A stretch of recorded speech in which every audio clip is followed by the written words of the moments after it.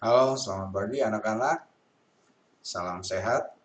Bertemu lagi dengan saya, Matias Dedi Sutiadi, yang pada hari ini kita akan belajar bersama tentang materi pada mata pelajaran tematik di tema 1 subtema 2 yang akan membahas tentang kebersamaan dalam keberagaman.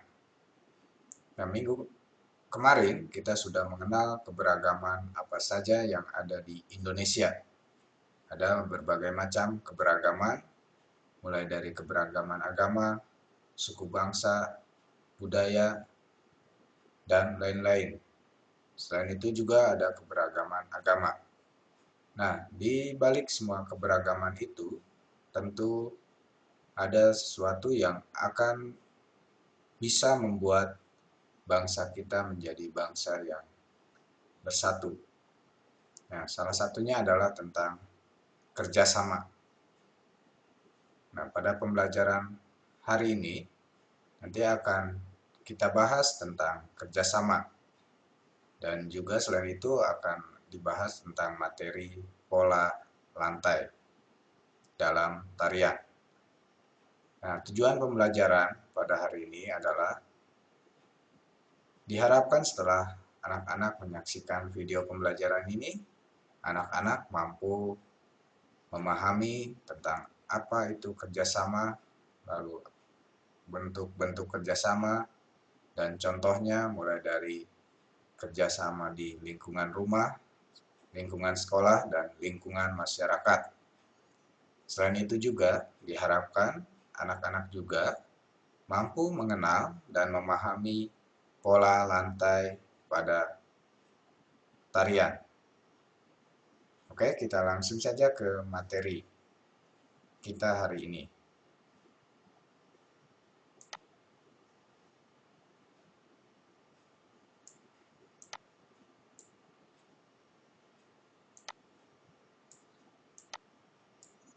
Oke, materi kita adalah kerjasama di rumah, sekolah, dan lingkungan masyarakat.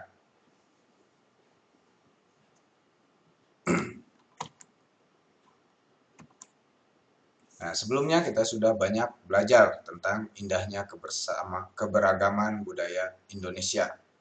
Lalu, bagaimana cara menjalin kebersamaan dalam keberagaman tersebut? Mari kita gali lebih jauh lagi. Nah, dengan kerjasama, maka kebersamaan dalam keberagaman akan semakin terjalin dengan baik. Nah, seperti apa? Ya, bentuk kerjasama yang lain. Kita akan baca teks berikut ini.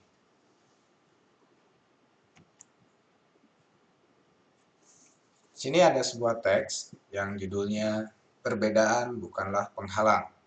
Mari kita baca bersama-sama sambil melihat teksnya yang ada di layar masing-masing. Perbedaan bukanlah penghalang. Tidak seperti biasa, hari Minggu ini sekolah terlihat ramai. Hari itu semua siswa diminta datang ke sekolah untuk menghias kelas masing-masing. Hari Senin akan diadakan lomba menyambut Hari Kemerdekaan. Bapak Kepala Sekolah berpesan, tiap kelas harus terlihat unik dengan kreasi anak-anak. Udin dan teman-teman sekelasnya juga datang ke sekolah. Pembagian tugas membuat hiasan telah dilakukan Udin dan teman-teman di hari Jumat yang lalu. Menghias kelas merupakan tanggung jawab bersama. Pagi-pagi, hampir semua siswa di kelas Udin sudah hadir. Hanya Edo dan Marta yang belum terlihat. Edo dan Marta sudah meminta izin pada teman-temannya untuk hadir terlambat. Mereka harus pergi ke sekolah minggu di gereja untuk melakukan ibadah pagi. Udin dan teman-teman lainnya tidak keberatan. Sebelum sekolah, Udin dan Siti mampir ke rumah Edo, lalu ke rumah Marta untuk mengambil bahan dan hiasan kelas yang telah disiapkan. Udin dan teman-teman memahami bahwa hari Minggu pagi mereka merupakan waktu ibadah bagi Edo dan Marta yang beragama Katolik. Perbedaan waktu dan cara beribadah tidak menghalangi niat kerjasama mereka. Siang hari, sekolah semakin ramai. Kelas-kelas sudah terlihat indah dan semarak dengan hiasan merah putih buatan siswa sekelas. Begitupun kelas Udin. Edo dan Marta juga sudah terlihat di antara mereka. Selesai ibadah pagi di gereja, Edo dan Marta menyusul datang ke sekolah. Senang sekali, Udin dan teman-temannya berbagi tugas. Ada yang menggunting kertas, ada yang naik ke atas meja untuk menggantungkan lampion kertas, ada juga yang menghias pintu dengan pita kertas merah putih. Lelah tidak terasa. Ketika tiba waktu sholat zuhur, Udin, Siti, serta teman-teman lain yang beragama Islam menjalankan ibadahnya. Edo, Marta, Dayu, serta beberapa teman lain yang tidak menjalankan ibadah sholat melanjutkan pekerjaan menghias kelas. Menjelang sore, pekerjaan sudah selesai. Kelas Udin sudah terlihat semarak. Walaupun berbeda-beda, bekerja sama selalu menyenangkan. Perbedaan tidak menjadi penghalang untuk bekerja sama. Nah, itu tadi merupakan salah satu cerita. Jadi teks yang tadi kita baca merupakan suatu cerita yang menjadi gambaran bentuk kerjasama yang dilakukan oleh beberapa anak. Ya, anak-anak yang satu kelas dan mereka berteman meskipun mereka berbeda agama. Seperti yang di teks kemarin, ini tokohnya masih sama. Jadi ada tokoh di sini, ada yang beragama Katolik seperti Edo dan Marta, lalu juga ada yang beragama Islam yaitu Udin dan Siti, dan ada juga Dayu. Nah, dari gambaran ini ditunjukkan bahwa mereka melakukan sebuah kerjasama, yaitu apa? Ya, mereka bekerja sama untuk menghias kelasnya. Jadi mereka menghias kelas untuk memperingati hari kemerdekaan. Sama ya, seperti di sekolah kita, waktu mau menjelang hari kemerdekaan, hari 17 Agustus, di sekolah kita juga, setiap kelas menghias masing-masing kelas dengan hiasan-hiasan yang bertema merah putih. Seperti waktu kalian kelas 3 masih ingat? Ya, kita menghias kelas masing-masing. Kita juga di sana bekerja sama. Masing-masing anak ikut ambil bagian menghias kelas. Selain anak-anak juga ada guru-guru wali kelas dan juga dibantu oleh Bapak Ibu orang tua murid ya. Jadi di sekolah kita juga sudah punya pengalaman ya. Sudah ada contoh tentang kerjasama yang dilakukan di antara siswa-siswa, juga guru-guru dan para orang tua murid yang ikut membantu menghias kelas. Nah, itu salah satu gambaran contoh nyata tentang kerjasama yang kita lakukan. Nah, tentu di sekolah kita juga ada banyak keberagaman, ya. Meskipun di antara anak-anak satu yang lain ada banyak keberagaman, baik itu agama, lalu daerah asal atau budaya, tapi kita harus tetap mau bekerja sama dan saling menghormati agar terciptanya kerukunan di lingkungan kita. Nah, ini tadi bacaan tadi merupakan salah satu contoh bentuk kerjasama Dan di sini diceritakan bahwa perbedaan bukanlah halangan untuk kita melakukan kerjasama. Jadi meskipun berbeda-beda, kita harus tetap bekerja sama untuk mencapai sebuah tujuan bersama. Oke, kita lanjutkan ke materi berikutnya. Nah, sekarang Bapak di sini akan mencoba menjelaskan apa itu kerjasama. Kerjasama adalah kegiatan yang dilakukan oleh beberapa orang untuk tujuan tertentu yang telah disepakati bersama. Nah, jadi kerjasama itu dilakukannya bukan hanya oleh satu orang. Namanya kerjasama berarti dilakukan oleh bersama, sama ya, bukan hanya satu orang. Pasti tentunya lebih dari satu orang, atau bahkan lebih dari 2 orang. Dan dengan tujuan bersama, bukan hanya tujuan sendiri yang dipaksakan kepada orang lain. Ya, tujuannya sudah disepakati bersama. Itulah kerjasama. Lalu, selain pengertian dari kerjasama, nah, di mana saja kita bisa melakukan kerjasama? Nah, tentunya kita bisa melakukan kerjasama di mana saja. Dimanapun kita berada, kita bisa lakukan kerjasama dengan sesama kita. Yaitu mulai dari lingkungan sekolah, di lingkungan rumah, di keluarga masing-masing. Selain di rumah, bisa dilakukan juga di sekolah. Dan juga bisa dilakukan di lingkungan masyarakat. Nah, berikut akan Bapak contohkan bentuk-bentuk kerjasama yang dilakukan di rumah ataupun di sekolah dan juga di masyarakat. Nah, ini. Lalu, apa manfaat kerjasama itu? Nah, manfaat kerjasama adalah yang pertama, meringankan pekerjaan. Nah, coba bayangkan, kalau misalnya waktu kita mau menghias kelas dilakukan oleh sendiri, pasti kita akan kerepotan kalau dilakukan sendiri. Misalnya harus menggunting, lalu harus menempelkan, lalu harus mengatur hiasan-hiasan itu. Tentu kita akan membuat berat, ya, membuat lebih susah kalau dikerjakan sendiri. Berbeda dengan dilakukan bersama.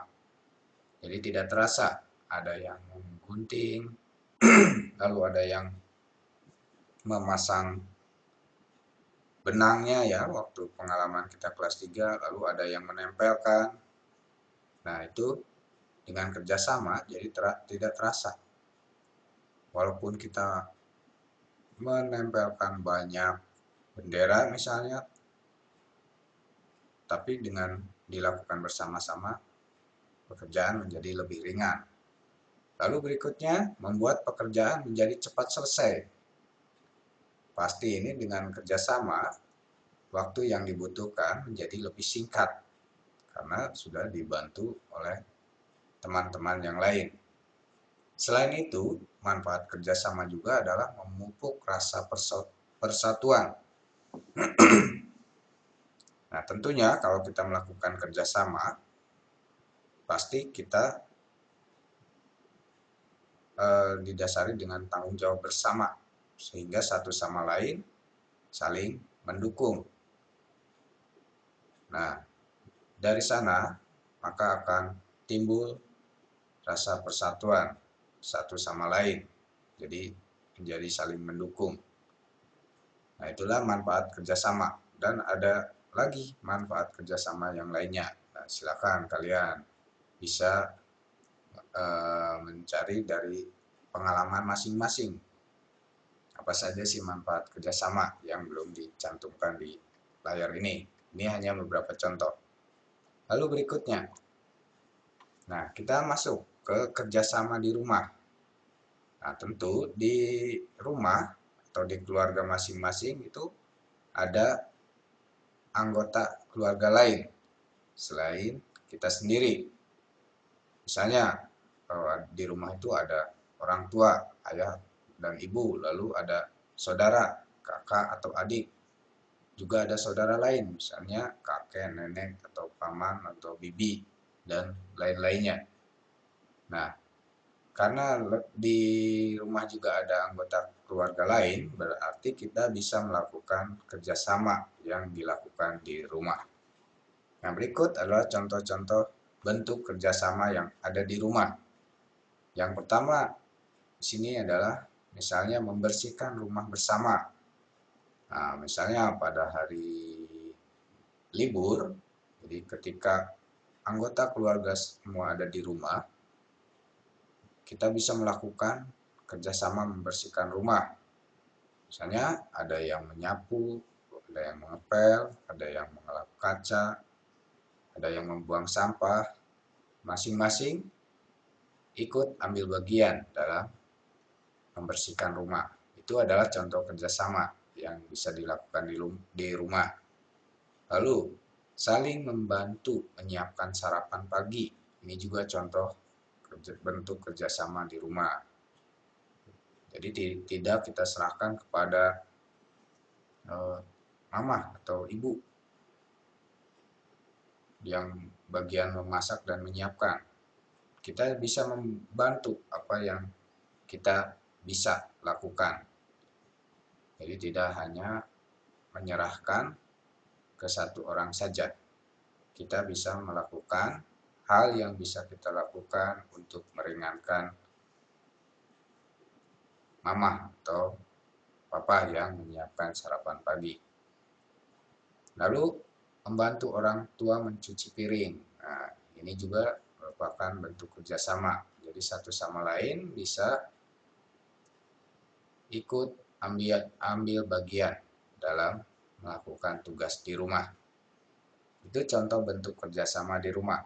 Ada banyak bentuk kerjasama lain yang bisa dilakukan di rumah. Misalnya dalam merawat tanaman di sekitar rumah. Ada yang menyiram, ada yang memupuk, lalu ada yang bergantian setiap harinya untuk menyiram maupun merawat tanaman.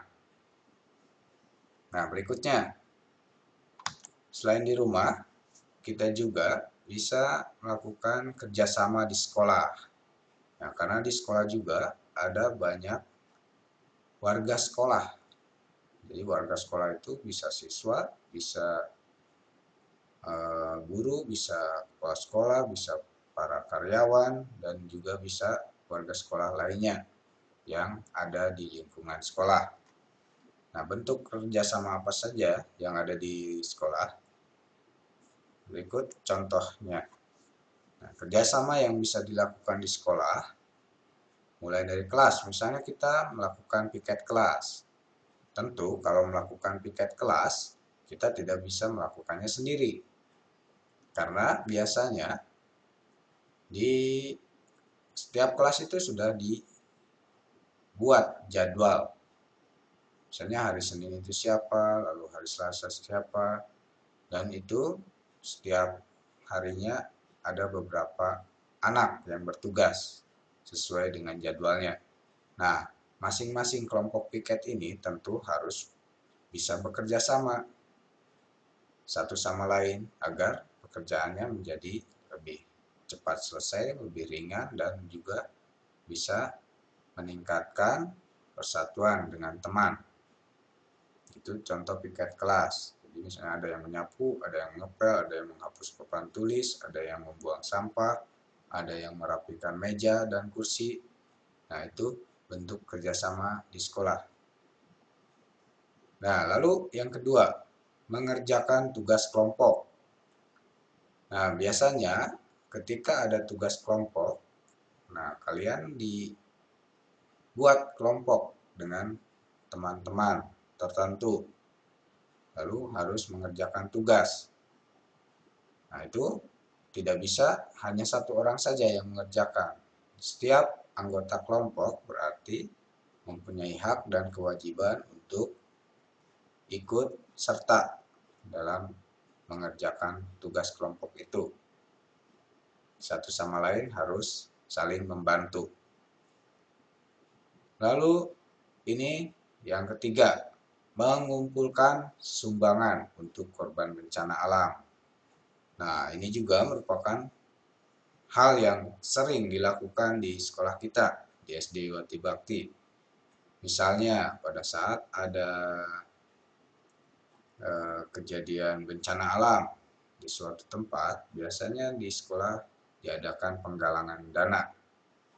Nah, ini juga termasuk kerjasama,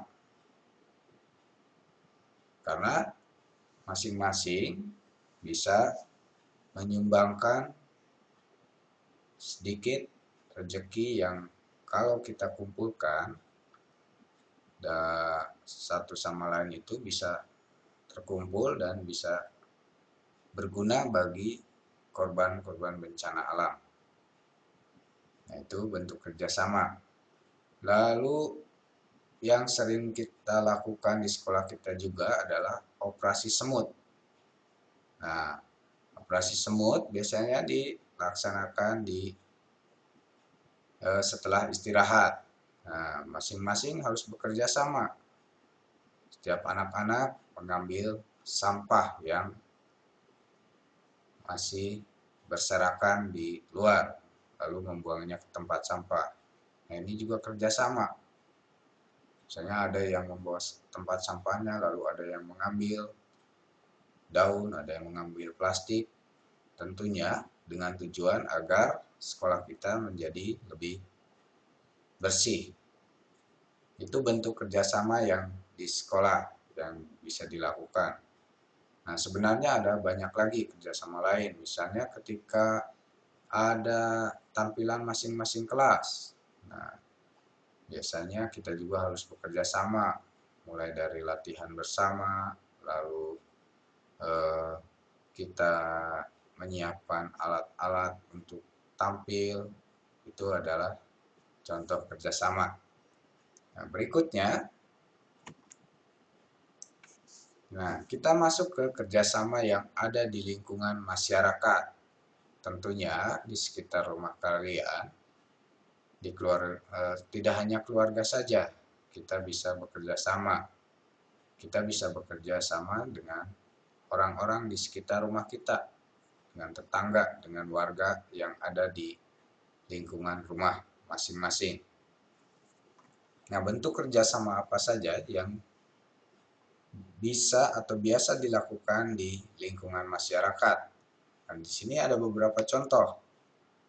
Nah, masyarakat Indonesia itu sangat terkenal dengan kebiasaannya bekerja sama.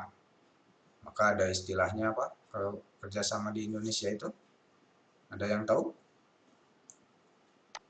Nah, istilahnya biasanya disebut gotong royong. Ya. Itu adalah tradisi bangsa Indonesia yang sangat baik untuk dilakukan. Nah, berikut adalah contoh-contoh kerjasama yang biasa dilakukan di masyarakat. Nih, di sini ada gambar sedang apa? Di sini ada sedang menjaga keamanan lingkungan atau disebut siskamling. Untuk misalnya kalau malam itu disebutnya ronda. Ya. Nah, itu semua warga biasanya diberi kesempatan atau diberikan tugas untuk menjaga lingkungan secara bergiliran, menjaga keamanan di malam hari agar tidak ada terjadi kejahatan. Nah, ini bentuk kerjasama dalam bidang keamanan, yaitu dengan ronda malam atau siskamling. Lalu ada juga bentuk kerjasama misalnya kerja bakti. Nah, di lingkungan masyarakat biasanya ada kerja bakti, misalnya membersihkan jalan, lalu membersihkan selokan, dan biasanya ada juga misalnya membersihkan tempat-tempat umum yang ada di lingkungan masyarakat sekitar rumah kita. Nah, lalu ada juga misalnya gotong royong, membuat balai pertemuan atau membersihkan balai desa. Itu itu adalah contoh bentuk kerjasama. Nah, ini yang ada di gambar ya. Misalnya mau persiapan Agustus, kita juga biasanya masyarakat bergotong royong untuk menyiapkan perayaan kemerdekaan Indonesia. Nah, berikutnya di sini tadi sudah dijelaskan bentuk kerjasama di lingkungan masyarakat itu ada ronda malam atau skamling, ada kerjasama, lalu ada gotong royong. Seperti yang tadi, misalnya membangun masjid atau membangun jalan, membangun jembatan.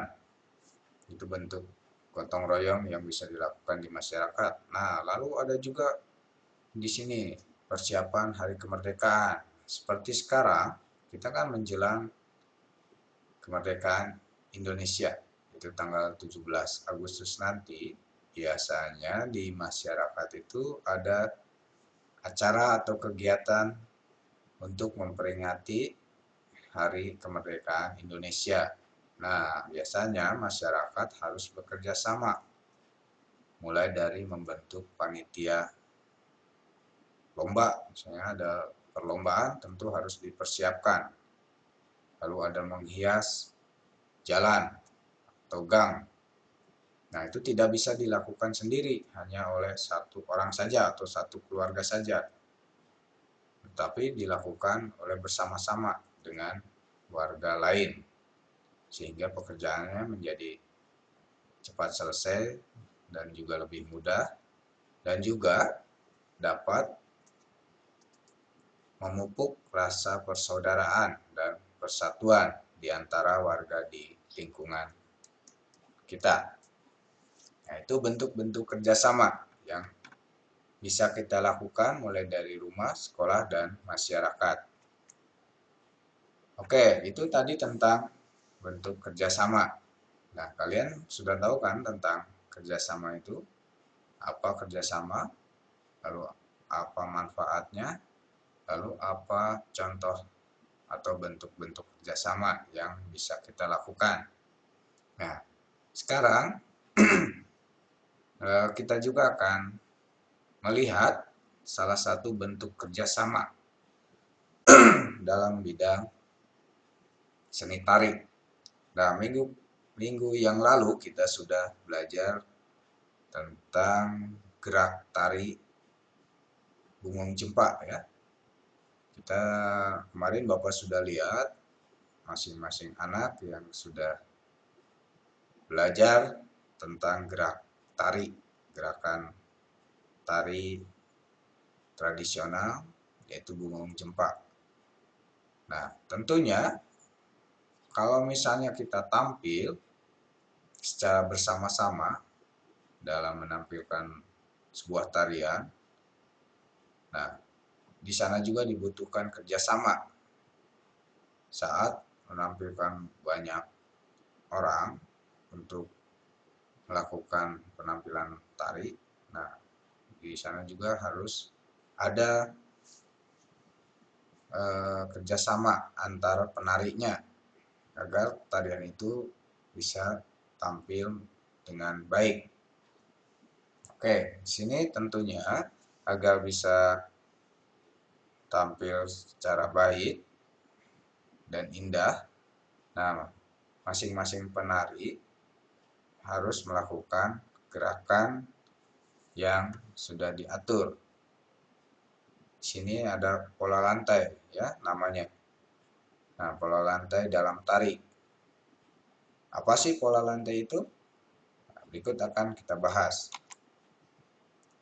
Nah, para penari membutuhkan kerjasama dalam menampilkan sebuah tarian. Salah satunya adalah dengan pola lantai. Jadi agar gerakannya teratur, tentu tidak bisa satu penari ini menurut kemauannya masing-masing. Kalau menurut kemauan masing-masing, tentu hasilnya nanti akan tidak serasi, tariannya akan berantakan. Maka dibentuklah pola lantai. Nah, pola lantai adalah formasi yang dilakukan penari dengan perpindahan, pergerakan, atau pergeseran posisi penari. Jadi habis ini harus kemana, lalu bentuknya seperti apa barisannya. Nah, itu adalah pola lantai. Oke, berikutnya di sini akan ditampilkan contoh-contoh pola lantai yang bisa dilakukan atau biasa dilakukan oleh penari. Di sini ada beberapa contoh dan masih banyak contoh lainnya. Silakan kalian cari sendiri dari misalnya setiap tarian berbeda-beda pola lantainya. Informasi itu bentuknya, bentuk barisan. Nah, di sini ada contohnya. Yang pertama, sebelum ke contoh, kita melihat dulu apa sih manfaatnya dengan pola lantai pada tarian. Manfaat pola lantai pada tarian adalah yang pertama, menciptakan kekompakan antar penari.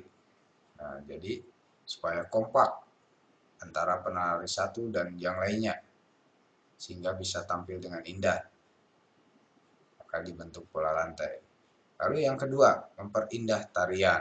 Ya, tariannya sehingga kelihatannya enak dipandang oleh penonton yang menyaksikan penampilan. Lalu berikutnya, membentuk komposisi dalam pertunjukan. Nah, jadi seperti ini bentuknya, komposisinya. Misalnya tidak terlalu berkumpul terus di satu tempat, tapi penonton bisa menyaksikan semua yang tampil dengan baik, dengan indah. Maka diaturlah dengan pola lantai. Nah, itu contoh atau manfaat dari pola lantai. Nah, sekarang sini ada jenis-jenis pola lantai. Jadi, pola lantai itu ada bermacam-macam. Nah, berikut adalah contoh-contohnya. Misalnya ini, di sini ada gambar penari dalam satu barisan yang rapih. Nah, ini contoh formasi A, misalnya pola lantai barisan horizontal. Barisan horizontal itu berarti sejajar ke samping, kiri kanan. Nah, tentu barisannya harus lurus agar lebih indah. Nah, satu sama lain sejajar. Kalau ini sejajar horizontal. Nah, ini ada banyak penari, jadi membentuk barisan agar enak dipandang oleh penonton. Ini salah satu bentuknya. Lalu formasi berikutnya. Ini misalnya formasi B. Pola lantai barisan membentuk huruf V. Nah, ini bentuknya seperti huruf V ya. Lihat. Ini lurus, lalu ini juga lurus bertemu di satu titik di penari yang paling depan. Lalu berikutnya ada juga formasi C. Nah, formasi yang pada gambar C ini membentuk sebuah lingkaran, di mana penari-penarinya itu kalau kita tarik garis, kita sambungkan akan membentuk sebuah lingkaran. Nah, ini membentuk sebuah lingkaran sehingga kelihatan indah. Lalu berikutnya ada juga formasi D. Nah, pola lantai barisan zigzag. Zigzag ini tidak lurus kan? Jadi dua kanan, lalu di belakangnya dua kiri, lalu belakangnya lagi kanan, lalu kiri lagi. Ini meskipun zigzag tapi beraturan ya. Ini bisa kita lihat di contoh di layar, gambar bentuk barisan zigzag. Lalu ada lagi contoh pola barisan atau formasi E ini. Yang gambar E ini adalah pola lantai barisan vertikal. Lihat, vertikal. Kalau yang horizontal itu ke samping, kalau ini dari depan ke belakang. Ada dua barisan ya. Ini barisan vertikal. Ini juga termasuk salah satu bentuk pola lantai yang membentuk barisan secara vertikal. Nah, itu tadi Bapak sudah bahas bersama anak-anak semua tentang manfaat pola lantai dan juga contoh-contohnya. Nah, berdasarkan pembelajaran ini, kalian sekarang sudah tahu kan tentang apa itu kerjasama, lalu eh, manfaat kerjasama, lalu contoh bentuk-bentuk kerjasama di lingkungan rumah, sekolah, dan masyarakat. Lalu tadi juga kita sudah melihat dan mengamati tentang bentuk-bentuk pola barisan dalam tari. Ya, nanti silakan kalian bisa baca ulang materi ini yang nanti Bapak akan share materinya di Google Classroom. Nah, untuk hari ini nanti silahkan kalian baca lagi ya dari mulai awal materi tadi agar kalian lebih memahami. Nah, kalau misalnya mau mencari lagi dari mencari informasi tentang kerjasama dan juga pola barisan, silahkan kalian bisa banyak mencari informasi lain. Bisa dari buku, bisa dari internet, bisa dari televisi, silahkan, bebas. Nah, untuk menambah wawasan kalian tentang kerja bakti dan pola barisan. Yang di Bapak tampilkan ini hanya beberapa contoh saja. Silahkan kalian bisa mencari karena ada banyak informasi lain. Nah, mungkin sekian untuk pembelajaran pada hari ini. Tetap semangat belajar. Jangan lupa kalian baca lagi materinya tentang kebersamaan dalam keberagaman. Jadi subtema 2 ini kita sudah pelajari. Nah, tinggal kalian pelajari lagi masing-masing agar menjadi lebih paham ya. Oke, sekian pembelajaran kali ini. Jangan lupa tetap semangat belajar. Tuhan memberkati. Oke, selamat pagi. Sampai ketemu di pembelajaran selanjutnya. Oke, salam sehat semuanya. Dadah.